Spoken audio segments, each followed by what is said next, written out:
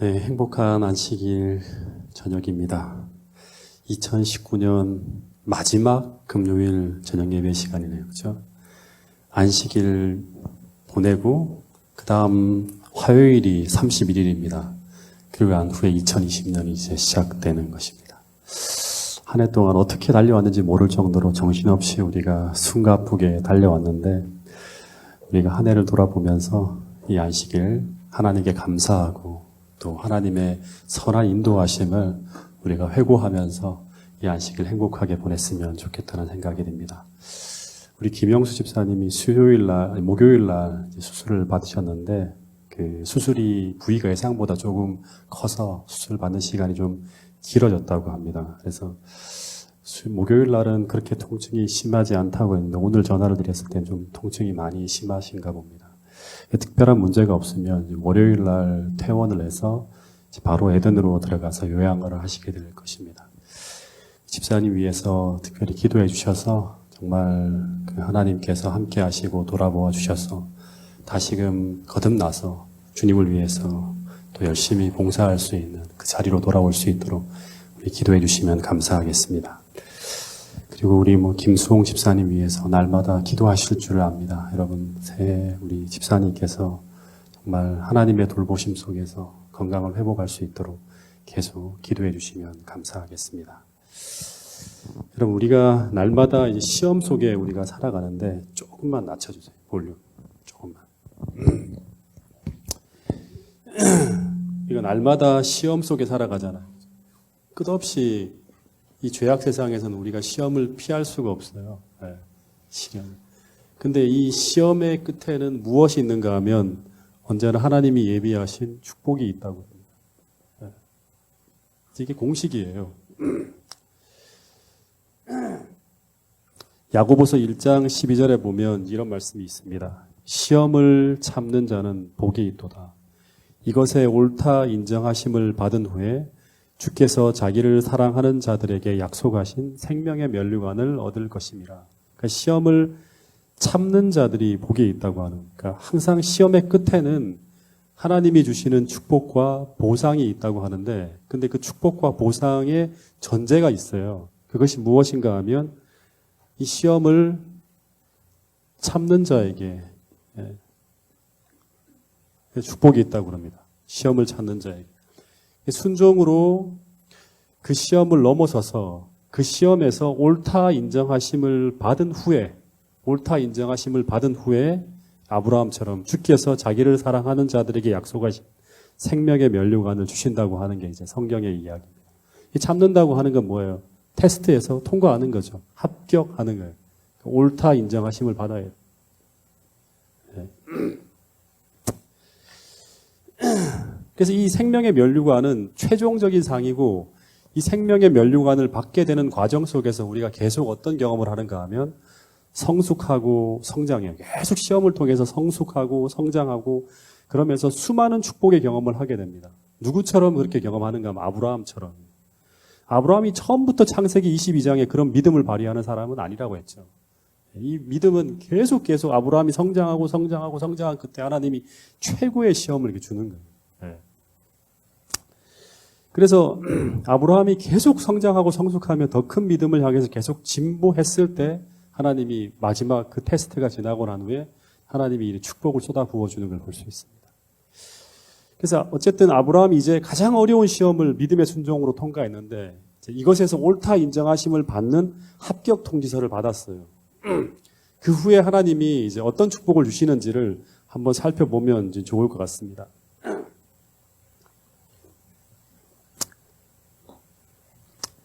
오늘 아마 이 창세기가 이제 한 텀으로 22장이 끝나면서 제가 창세기를 좀 쉴지도 모르겠어요. 지금 기도하고 있는 중인데, 다음 교과책이 이제 다니엘서라는 얘기를 듣고 같이 보조를 맞춰서 다니엘서를 나갈 것인지, 아니면 창세기를 끝까지 내년 1년도 계속 하게 될 것인지 지금 제가 고민을 좀 하고 있습니다.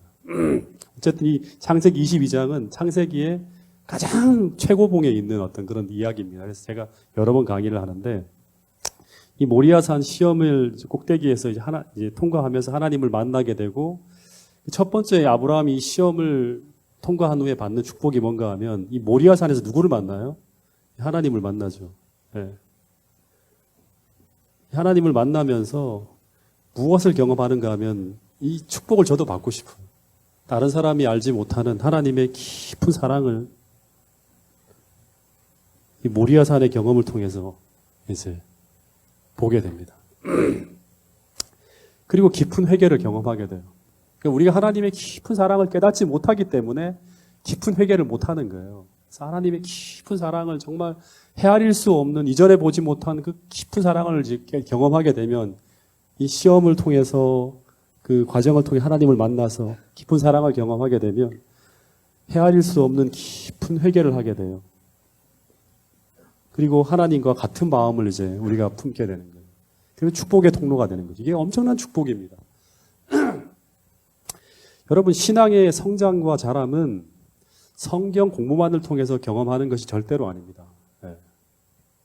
아브라함의 경험을 통해서 보면 시험을 참고 견디고 순종하고 예수님과 함께 희생의 깊은 골짜기로 내려가는 그 경험을 통해서 우리는 비로소 신앙의 깊이를 더해가면서 하나님의 사랑이 무엇인지 깨닫게 되고 십자가를 경험하는 것이 무엇인지를 그리스도와 함께 걸어가는 그 시험 속에서 계속 체험하고 경험하면서 신앙이 성장하고 자라나고 하는 거예요. 이제 때로 이제 사람들하고 이야기를 나눠보면 이 십자가를 이야기하고 믿음을 이야기하는 많은 사람들이 그리스도를 위해서 작은 것 하나도 내려놓지 못하고 작은 것 하나도 희생하지 못하면서 신앙과 믿음에 대해 이야기할 때 참으로 가슴 아픈 그러한 어떤 그 생각이 들 때가 참 많습니다.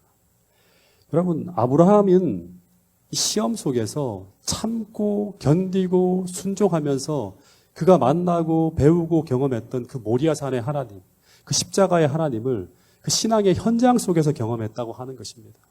여러분, 우리 모두도 2020년에 정말 우리의 신앙의 현장 속에서 시험을 참고 견디고 순종하는 그 과정을 통해서 여호와 이레의 하나님, 그 하나님의 깊은 사랑을 우리 현장 속에서 체험함으로 아브라함과 같은 믿음의 성숙과 성장을 이루어내는 우리 파주중앙교회 모든 성도들이 될 수 있기를 간절히 바라겠습니다. 그리고 이 두 번째 이제 아브라함이 받은 축복은 뭔가 하면 하나님을 만나면서 깊은 사랑을 경험하고, 두 번째는 또 하나님을 만나면서 무엇을 경험하게 되는가 하면 이 아브라함이 받은 두 번째 축복은 시험의 끝에서 하나님의 구원을 경험하게 됩니다.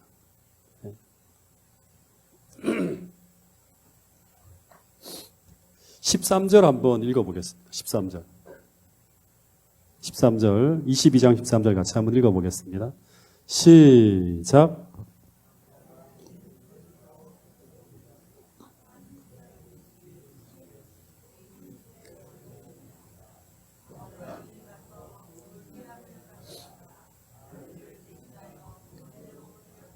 아브라함이 눈을 들어본 즉 한 수양이 뒤에 있는데 뿔이 수풀에 걸려 있는지라 아브라함이 가서 그 수양을 가져다가 아들을 대신하여 번제로 드렸더라라고 합니다. 이 수풀에 걸려 있는 수양, 이 수풀에 걸려 있는 이 수양이 어떤 수양이죠? 이 수양은 이삭을 살리기 위해 이삭을 대신해서 죽임을 당하게 될 하나님이 준비하신 양이에요. 그래서 이 수양은 아브라함에게 있어서는 구원의 길이고 생명의 길이었어요. 근데 이 양을 아브라함이 이 모리아산 정상에서 발견하게 되었다고 하는 거예요. 이 모리아산 정상에서. 근데 이 산꼭대기에 올라가기 전까지는 아무리 찾아봐도 이 양은 보이지 않았습니다. 산꼭대기를 올라가야지만 만나는 거예요. 이 밑에서는 아무리 뒤져봐도 볼 수가 없는 거예요. 근데 그렇게 찾아도 보이지 않던 그 양이 모리아산 꼭대기에, 그리고 아브라함이 칼로 이삭을 내려치려고 할 때 그때 그 순종의 끝에 그전엔 보이지 않던 그 양이 탁 나타나는 거예요. 여러분, 이런 글이 있습니다. 이게 이제 제가 참 옛날에 여러 번 읽었던 책 속에 담겨 있는 글인데 한번 들어보세요. 하나님과 함께하는 좁은 길을 선택하는 자에게 준비해 두신 하나님의 축복은, 하나님과 함께하는 좁은 길을 선택하는 자에게 준비해 두신 하나님의 축복은 그 길을 선택하기 전에는 보이지 않는다. 그 길을 선택하기 전에는 이 축복이 보이지 않는다고 하는 거예요. 하나님께서 이삭 대신에 희생제물로 준비해 두신 양은 아브라함이 순종하기로 결단한 이후에만 볼 수 있는 것이다. 마지막 칼을 내려치는 이 순종의 이후에만 볼 수 있는 게 바로 뭔가 하면 그 이삭을 대신해서 희생 제물로 준비해 두신 양이라고 하는 거예요. 그래서 여호와 이레 하나님은 우리의 미래를 하나님 앞에 내려놓는 순종의 결단을 하기 전까지는 철저히 가려져 있다고 하는 그런 이야기가 나옵니다. 이제 이 글은 이용규 선교사가 쓴 내려놓음이라는 책에 실린 글인데요. 제가 참 공감이 되면서 여러 번 많이 묵상했던 그런 내용입니다.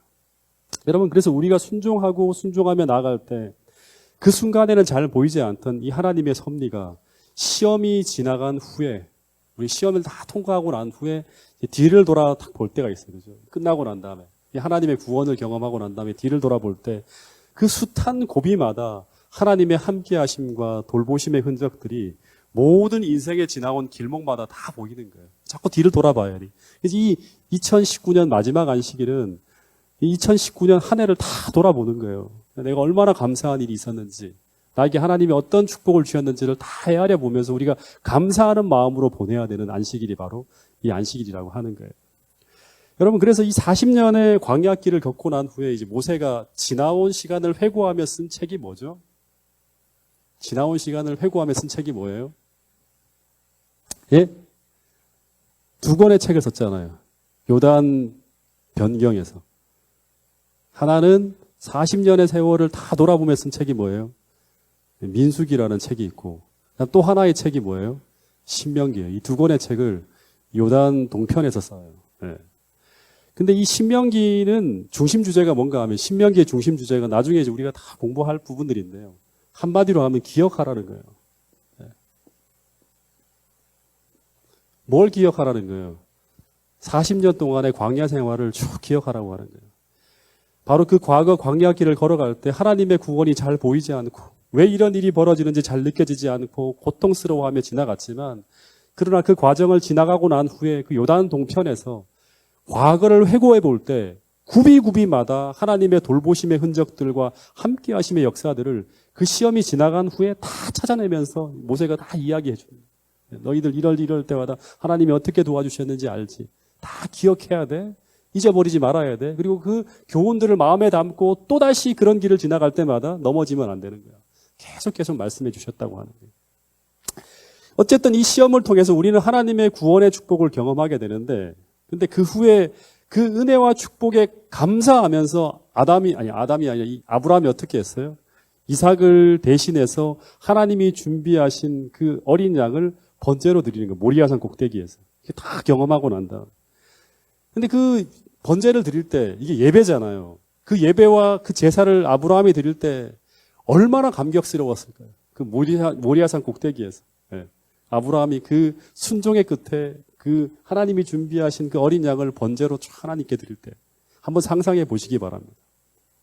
그때 그가 행하는 모든 의식과 그 행위가 다 의미와 감동으로 그의 가슴에 아마 벅차오를 정도로 막 감동이 북받쳤을지 모르겠어요. 그가 양을 잡을 때, 그리고 그 양의 각을 뜰 때, 장작에 태워서 번제로 드릴 때 그 행위와 그 의식 속에서 이삭을 대신해 돌아가시는 그리스도에 대한 감사가 넘치고 있었을 거예요. 네.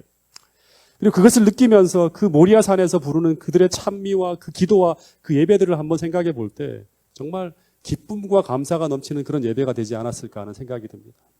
여러분, 매 안식일마다 우리가 드리는 이 예배가 매 순간 시험과 시련의 시간 속에서 우리가 하나님의 구원을 경험하고 체험하면서 그 은혜와 그 돌보심을 감사하고 찬양하는 예배를 아브라함처럼 매 안식일 우리가 드릴 수 있게 되기를 간절히 바라겠습니다. 그래서 자꾸 기억해야 되는 거예요. 돌이켜 봐야 되는 거예요. 어쨌든 이 아브라함이 모리아산 꼭대기에서 그 예배를 드린 후에 아마 그 예배가 너무너무 감격스러웠던가 봐요. 그 경험을 잊지 못하면서 그 산의 이름이 원래는 무슨 이름이었죠? 이 산의 이름이 원래 무슨 이름이에요? 예? 지금 이 산에서 예배드리는 산의 이름이 무슨 이름이에요? 산 이름이 모리아산이잖아요. 근데 이 모리아산의 이름을 바꿔버렸어요. 뭐로 바꿨어요? 예. 이 산의 이름을 다시 지어버렸어요. 그 산이 무슨 산이다? 여호와 이레의 산이라고 합니다. 예. 이 지명 이름을 여호와 이레라고 지어버렸다고 합니다. 이 여호와 이레라고 지은 이 산이 나중에는 어떤 곳이 된다? 예루살렘 성전이 지어지는 곳이라고 했죠. 네, 이곳이 바로. 네. 하나님의 임재의 성전이 지어지는 곳이 됩니다. 여러분 14절 한번 같이 읽어보겠습니다. 14절. 자, 창세기 22장 14절입니다. 시작.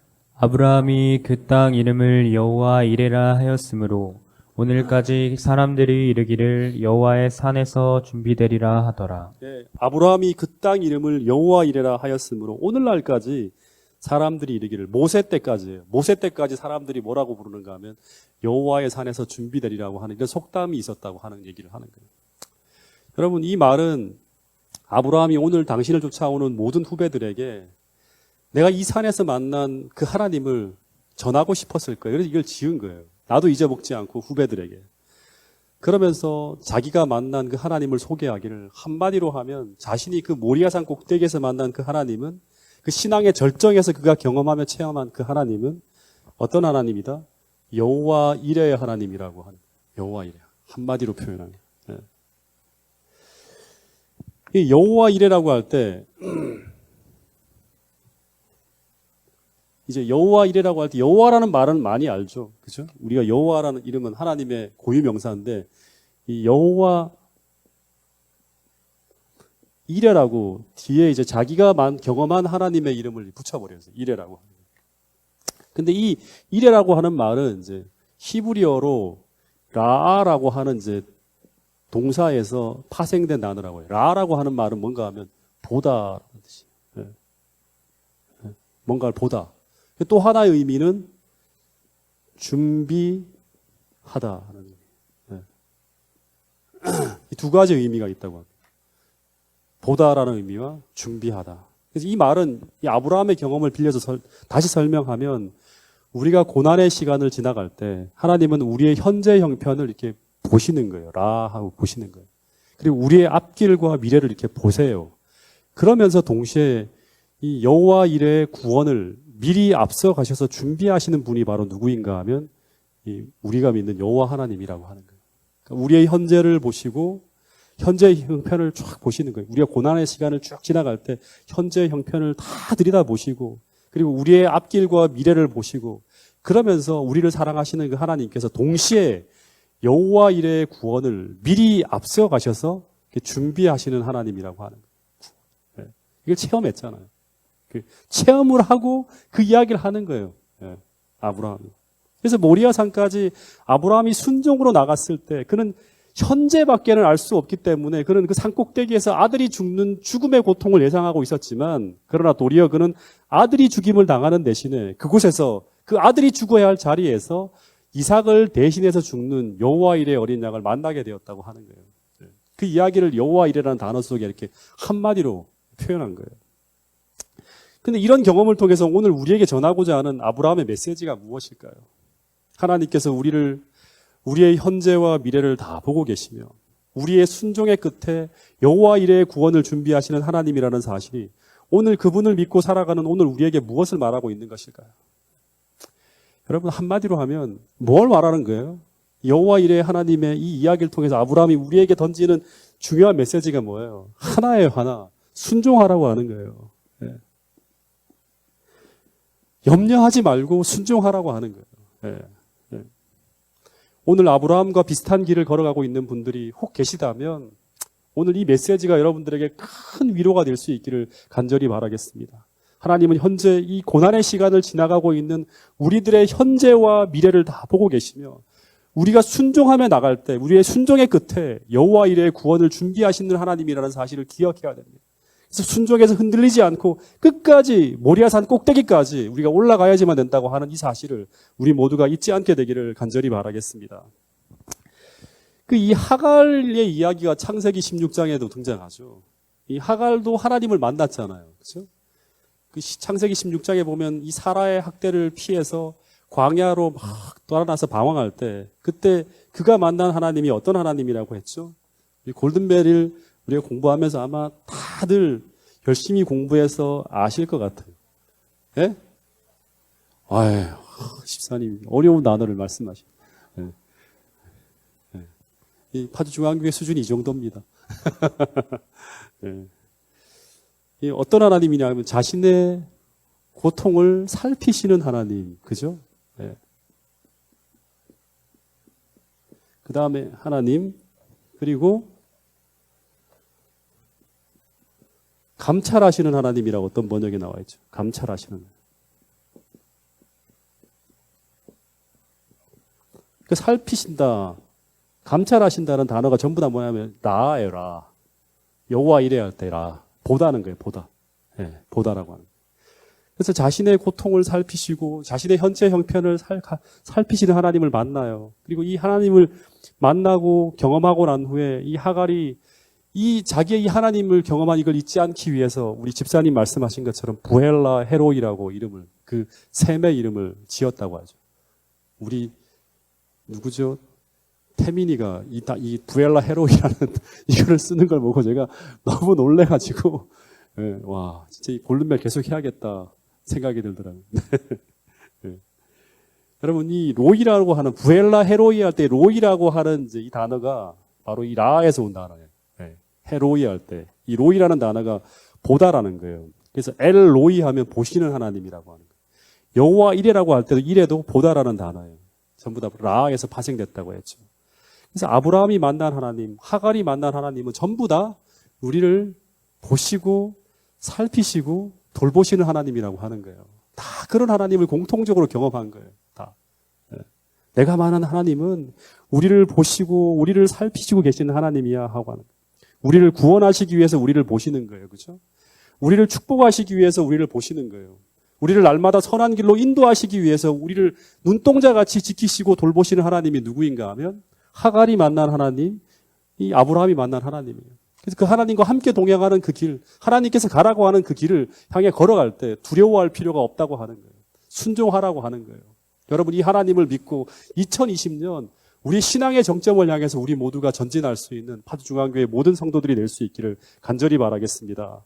그래서 우리는 그분께서 우리로 하여금 오르게 하시는 그 산이 비록 올라가기에는 정말 힘든 그런 산이라 할지라도 여호와의 산에서 우리를 위한 구원이 준비되리라는 그 믿음을 가지고 오늘도 믿음으로 우리 모두가 계속 순종하며 올라갈 수 있는 파주중앙교회 모든 성도들이 될 수 있기를 간절히 바라겠습니다.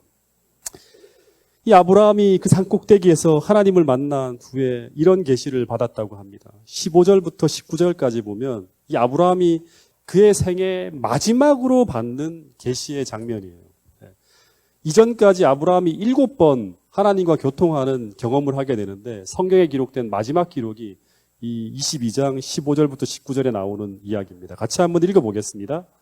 15절부터 19절까지 시작. 여호와의 사자가 하늘에서부터 두 번째 아브라함을 불러 가라사대 여호와께서 이르시기를 내가 나를 가리켜 맹세하노니 내가 이같이 행하여 내 아들 내 독자를 아끼지 아니하였은즉 내가 내게 큰 복을 주고 내 씨로 크게 성하여 하늘의 별과 같고 바다의 모래와 같게 하리니 내 씨가 그 대적의 문을 얻으리라.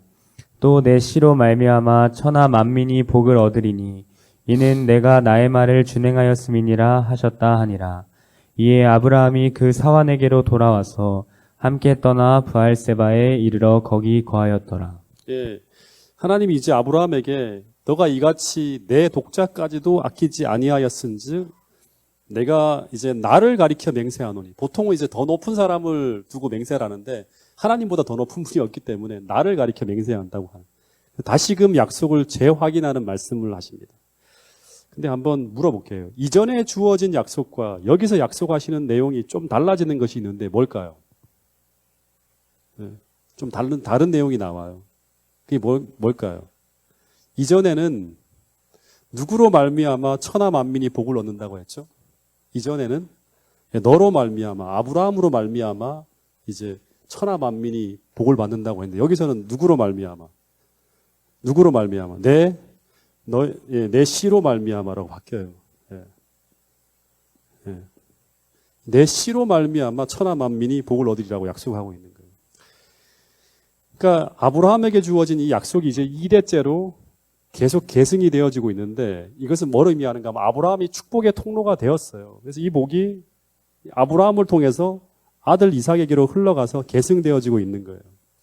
근데 이 씨가 이삭만을 의미하는 게 아니죠. 예, 이삭만을 의미하는 게 아니라 이제 이 씨는 아브라함과 이삭의 후손을 통해서 이 땅에 오실 누구? 구원자이신 예수 그리스도를 가리킨다고 이제 사도 바울이 해석해 주고 있습니다. 우리 갈라디아서 3장 16절 말씀을 한번 볼게요. 갈라디아서 3장 16절 한번 펴보세요. 이 구절을 사도 바울은 이렇게 해석해 주고 있습니다. 같이 한번 읽어보겠습니다. 시작. 이 약속들은 아브라함과 그 자손에게 말씀하신 것인데 이 약속들은 아브라함과 그 자손인데 그 자손이라는 말에 보면 관주가 있죠. 밑에 보면 씨라고 나옵니다. 이 씨. 이 약속들은 아브라함과 그 씨에게 말씀하신 것인데 여럿을 가리켜 그 자손들이라고 하지 아니하시고 오직 한 사람을 가리켜 내 자손이라 하였으니 누구다? 곧 그리스도다. 결국에는 내 씨로 말미암아 천하 만민이 복을 받겠다고 하는 이 말은 이삭에게도 적용되지만 결국에는 예수님을 통해서 이루어질 약속을 이야기하고 있는 것입니다. 그래서 아브라함에게 정말 진정한 축복은 뭔가 하면 이 예수님이 태어나시는 그 축복의 길을 아브라함이 놓고 있는 거예요. 그리고 만들고 있는 거고 그분이 오실 그 길을 열어드리고 있는 거예요. 그분이 태어나야지만 대적의 문을 열고 우리를 구원할 수 있는 것입니다. 그리고 그분이 이 땅에 태어나야지만 그분을 통해서 천하 만민이 하늘이 주는 구원의 축복과 영생을 얻게 되는 것입니다. 마찬가지로 그분이 이 땅에 다시 오셔야지만 이 땅의 모든 고통과 질병과 사망과 이 모든 것이 사라질 수 있는 거예요. 그 길을 열고 있는 사람들이 누구인가 하면 바로 오늘 우리들이라고 하는 사실입니다. 그게 가장 큰 축복이에요. 우리가 마지막 시대 주님이 오시는 그 길을 예비하는 자로 선다고 하는 이것이 얼마나 큰 축복인지 우리 모두가 꼭 깨달을 수 있게 되기를 간절히 바라겠습니다. 17절에 보면 이제 내 씨가 그 대적의 문을 얻으리라고 하는데 아브라함에게 주어진 약속 가운데 여기서만 그의 씨가 싸워서 승리할 대적에 관한 언급이 처음 나온다고 합니다. 근데 이게 어떤 의미인가 하면 이제 이 아브라함의 후손들이 훗날 누구랑 싸우죠? 가나안 정복 시에 그 대적들과 만나 싸우는 거예요. 이 가나안에 있는 모든 악인들을 심판하는 그 심판 속에서 그때 승리할 것에 대한 예언을 하고 있고 더하여서 이 의미는 어떤 의미인가 하면 영적 아브라함의 후손들, 이제 사도 바울이나 이런 사람들이 선교 사역을 통해서 이방인들을 회심시키는 그러한 일들을 의미하는 것이라고 해석할 수도 있고 궁극적으로는 또다시 이야기하지만 예수님을 통해서 사단의 권세를 물리치는 것이 포함되어지는 것이라고 합니다. 삼중의 의미를 담고 있는 거예요.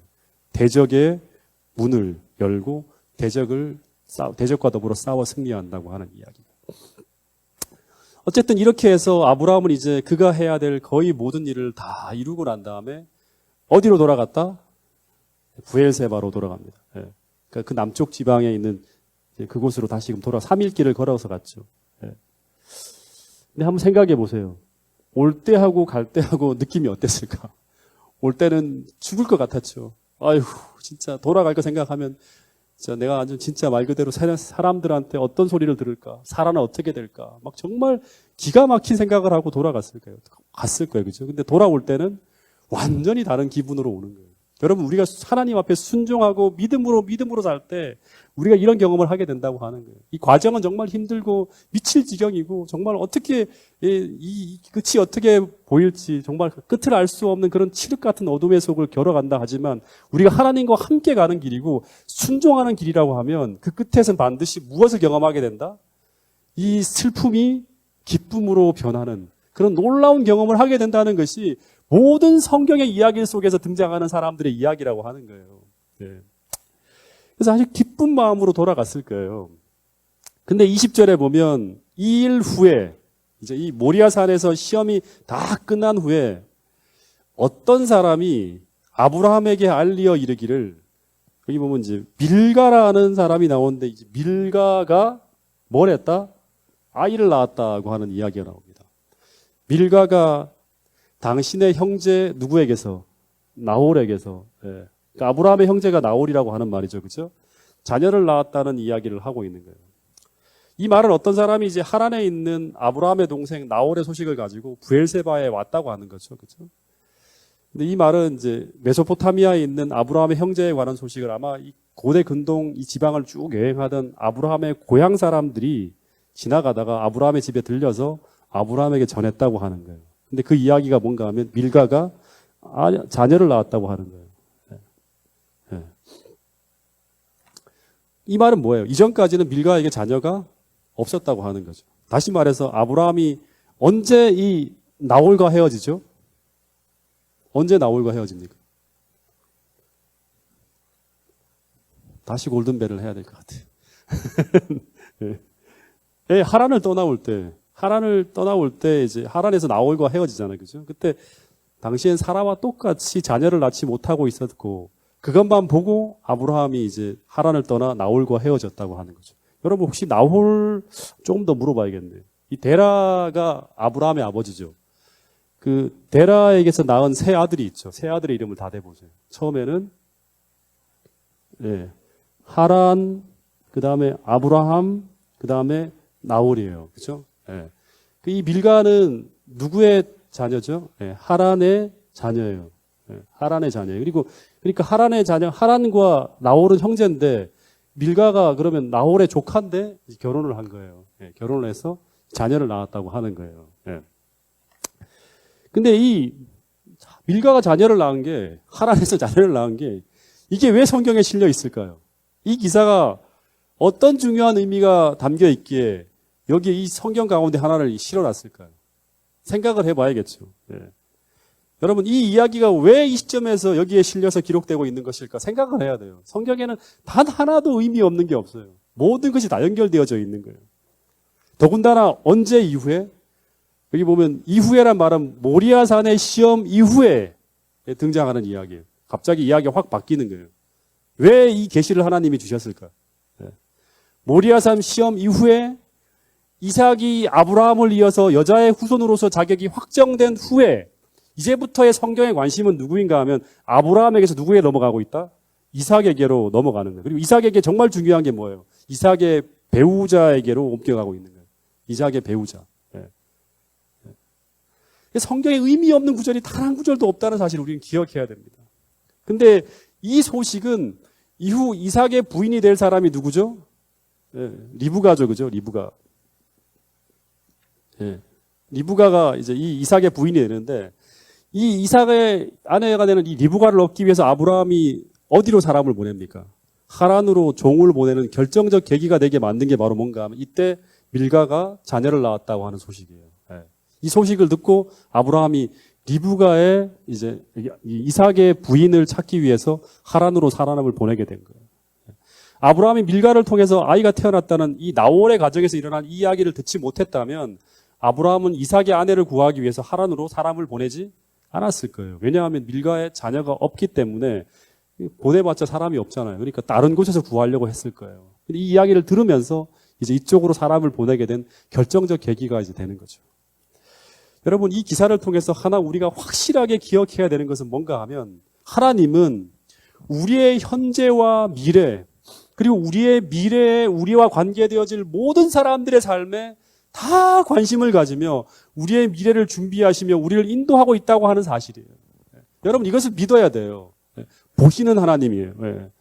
미래에 우리가 만날 사람들의 가정에 태어날 사람들이 어떤 사람들이고 그들의 삶에 어떤 일이 벌어지고 있는지 모든 것들을 면밀히 다 들여다보시면서 모든 것들에 관여하시며 그 인생들을 당신께서 목적하신 곳으로 인도하고 계신다고 하는 거예요.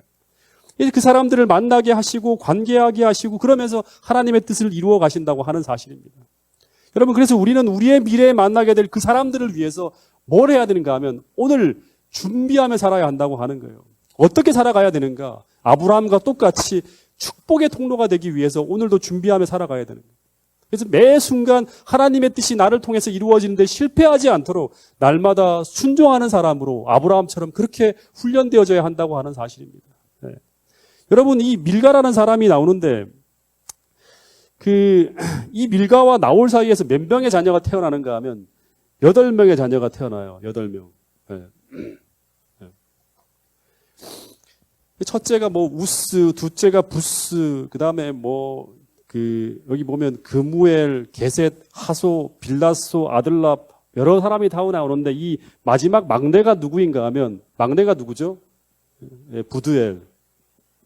우리 김채수 장로님이 지난 안식일 날 저한테 이렇게 질문해 주셨는데, 저도 다시 들여다보면서, 저도 새로운 걸 좀 보게 되었어요. 예.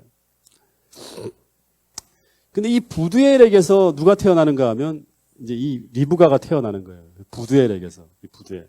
예. 그래서 이 부두엘은 아브라함에게 조카가 되어집니다. 저는 처음에는 이 리브가가 이 이삭과의 관계가 누이인 줄 알았어요. 이 후에 또 누이라고 속이거든요. 아버지랑 똑같은 이제 거짓말을 쳐요. 누이인 줄 알았는데 알고 봤더니 이제 이 누이가 아니에요. 이 관계가 되어지는 게. 예. 누이가 아니라 조카가 되어지는 거예요. 직계로 따진다면. 근데 이 부두엘이라는 사람의 뜻이, 이름의 뜻이 뭔가 하면 하나님께 속한 자라는 의미예요. 근데 주석을 보면 이 사람이 굉장히 경건한 자인 것으로 추정되어진다고 일관되게 이렇게 이제 주석모한 내용들이 나와요. 이 부두엘이.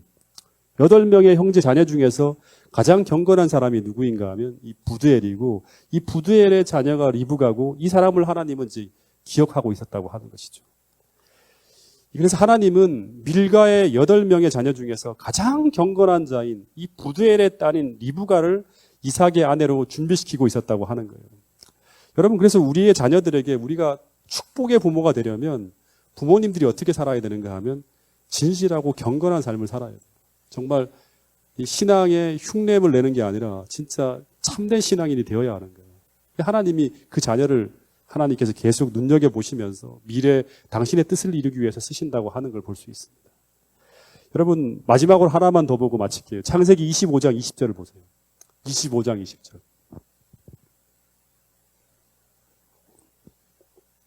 거기 보면 이삭이 몇 살에 리브가와 결혼하겠다고 나옵니까? 40살에 리브가를 맞이했다고 합니다. 다시 돌아가서 창세기 20장 20절에 보면 2일 후에 어떤 사람이 아브라함에게 알리어 이르기를 밀가가 당신의 형제 나홀에게서 자녀가 나왔다고 하는 이 이야기를 듣는 이때 이삭의 나이는 몇 살이죠? 네, 20살이죠. 그죠? 120에 이제 모리아산에서 이렇게 했으니까. 그러니까 이삭의 나이 20살이에요. 20년 전의 이야기예요, 이야기가. 네. 그러니까 하나님은 이때부터 이미 이삭의 아내 리브가를 뭐하고 있었다? 생각하고 있었다고 하는 거예요. 다시 말해서 아주 오래 전부터 우리의 미래를 준비하고 있다고 하는 이야기가 이 성경의 이야기를 통해서 다 연관이 되어지는 걸 볼 수 있습니다. 근데 아브라함과 이삭은 계속 고민을 했어요. 왜냐하면 이삭이 결혼을 해야 되는데 신부가 될 사람이 없는 거예요. 왜냐 그러면 다 우상숭배로 뒤덮여 있는 이 동네에서 어떻게 이 아내를 구할 수가 없는 거예요. 근데 아내를 안 구하면 어떻게 돼요? 이 별과 같은 많은 자식을 낳아야 되는데 또 고민이 되는 거예요. 근데 여러분, 우리가 믿는 하나님은 어떤 하나님이라고 말씀드렸습니까? 예. 여호와 일의 하나님, 여호와 로이의 하나님이에요. 다시 말해서 우리의 현재와 미래를 보시며 우리의 미래를 위해서 준비하시는 하나님이 바로 누구인가 하면 우리가 믿는 하나님이라고 하는 거예요. 여러분, 그래서 오늘도 그 하나님을 믿고 우리가 살아야 되는 거예요. 다른 어떤 방법을 동원하는 것이 아니라 하나님께서 우리의 미래를 열고 계신다. 우리가 오직 할 일은 뭔가 하면 하나님과 동행하고 하나님께 순종하고 믿음으로 복종하며 살아가는 그것만이 오늘 우리가 미래를 위해서 준비할 가장 중요한 길이라고 하는 거예요. 여러분, 2020년 주님 안에서 준비하시며 주님께서 예비하신 그 축복과 그 은혜를 제한 없이 경험하고 받아들이기 위해서 오늘도 믿음으로 사는 그리스도인, 순종하는 그리스도인이 되어서 하늘을 향해 더욱 가까이 다가가는 여러분과 저가 될 수 있기를 간절히 바라면서 오늘 말씀을 줄이도록 하겠습니다.